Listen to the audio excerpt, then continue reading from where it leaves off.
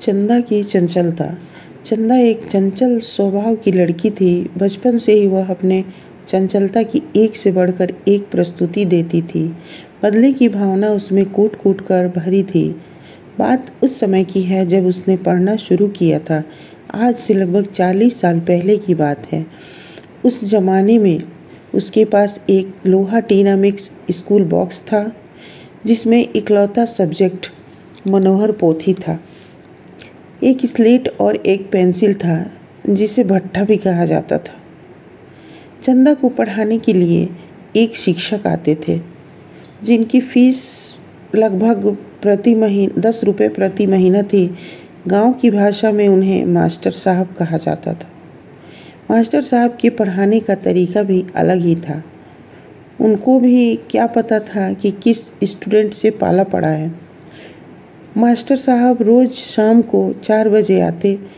उनके आने से पहले चंदा अपनी गेट के पास एक चबूतरा था, गांव का बैठक कह सकते हैं, जिस पर गांव के लोग आकर बैठते थे।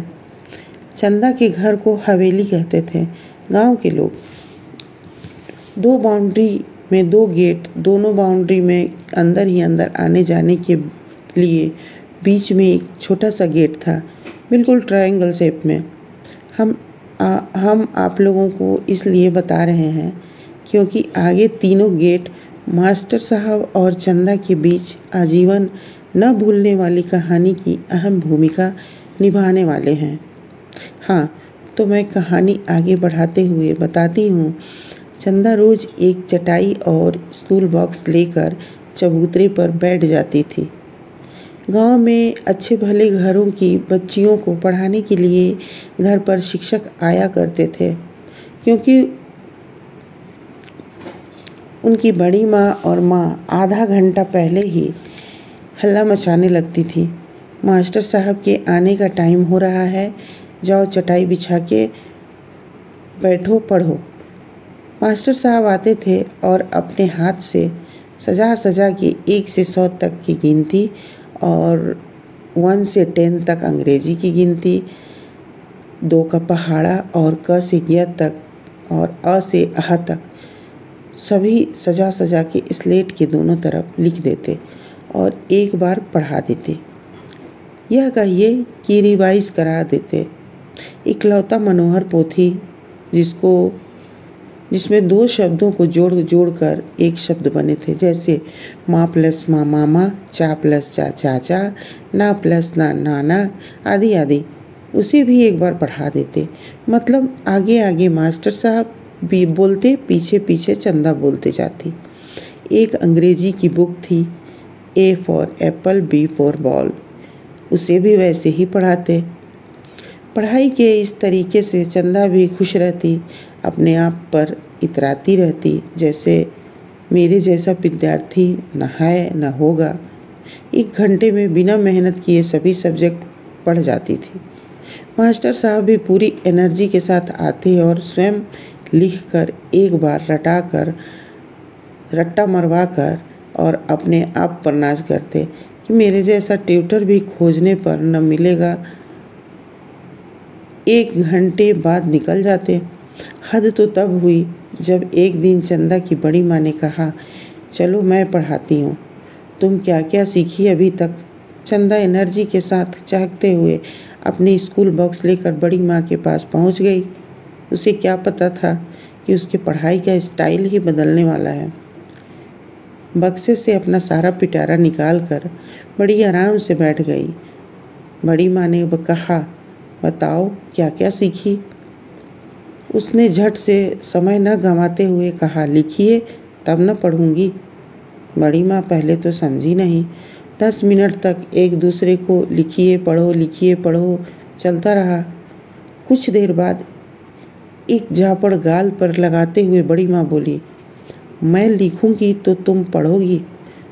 झापड़ पड़ते ही चंदा के दिमाग के ताले खुल गए और वह बिना बड़ी माँ के लिखे ही आंसू पोंछते हुए सब धड़ाधड़ एक ही सांस में पढ़ गई, क्योंकि रोज रोज एक ही चीज़ पढ़ते पढ़ते याद तो हो ही चुका था, लिखना नहीं जानती थी।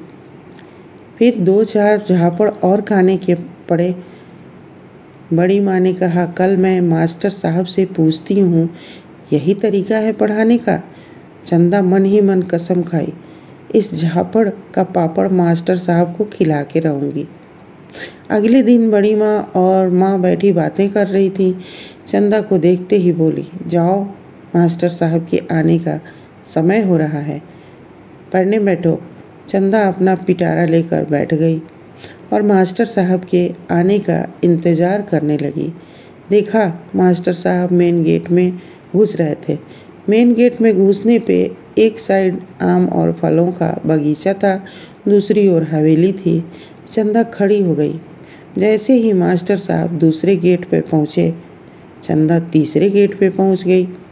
मास्टर साहब ने कहा, चंदा बेटा क्या कर रही हो, आ जाओ। तीसरे गेट पर मास्टर साहब के पहुँचते ही चंदा दोनों बाउंड्री के बीच वाले चौथे गेट में पहुँच गई।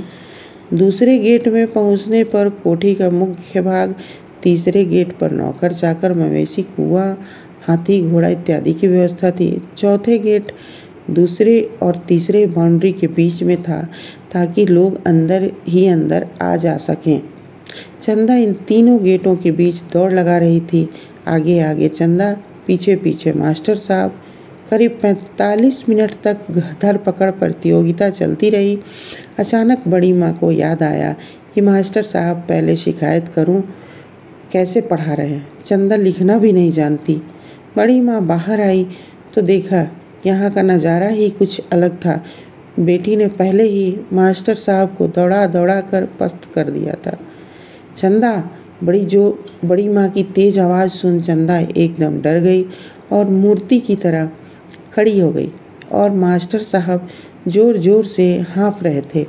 नज़दीक आ बड़ी माँ ने कान पकड़ते हुए चंदा से पूछा, क्या यह क्या हो रहा है।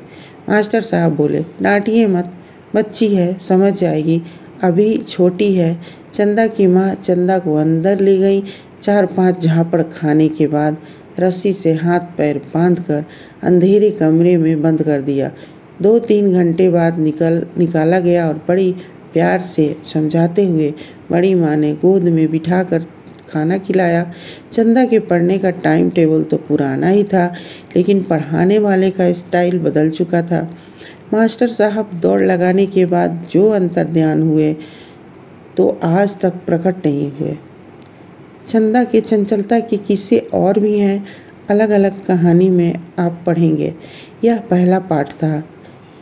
अगर हमारी कहानी पसंद आए तो लाइक, शेयर और सब्सक्राइब करना ना भूलिएगा। Thank you.